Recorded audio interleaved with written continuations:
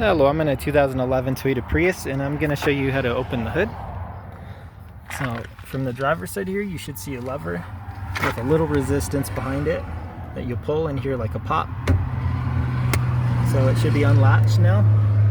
And if it's helpful, that's what it looks like behind here with this cable with a little tension. If you're having issues with this part, you might need to go in and find a way to tighten it or reattach something. But this one's unhooked right now, so we'll go up and open it. Most cars you'll find like a lever around the middle.